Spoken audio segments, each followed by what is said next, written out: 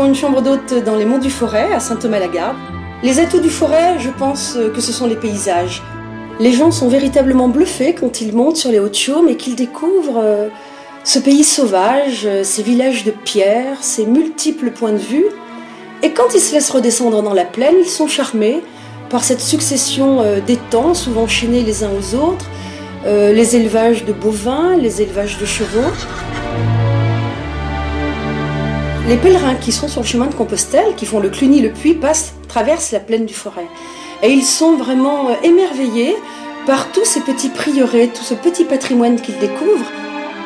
Ce que les gens apprécient aussi, c'est l'accueil.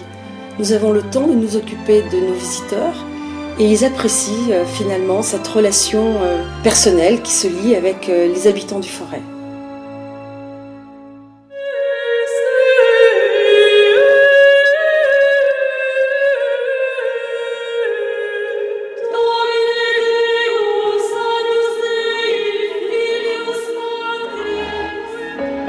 Je pense que l'atout principal du pays, c'est le pays lui-même.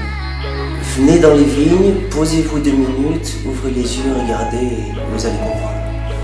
Oui, donc le vignoble des Côtes du Forêt, c'est 17 communes, situées au pied des monts du Forêt. En altitude, nous avons la forme de Montbrison, au pied des monts du Forêt, nous avons le vin des Côtes du Forêt.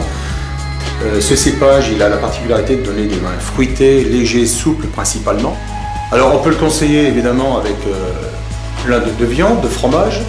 Je citerai quand même un fromage puisque c'est quand même une AOC qui est sur les monts du Forêt, c'est la fonte de Montbrison.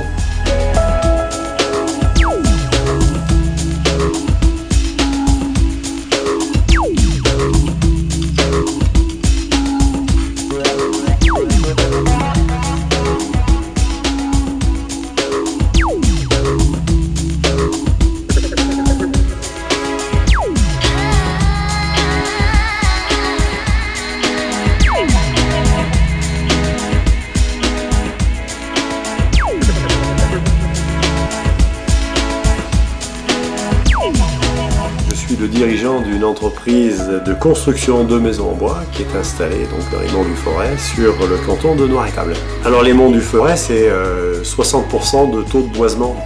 C'est un atout extrêmement fort pour la maison bois et encore une fois dans cette politique de développement durable, construire une maison en bois et s'approvisionner localement, ça paraît être quelque chose de tout à fait pertinent.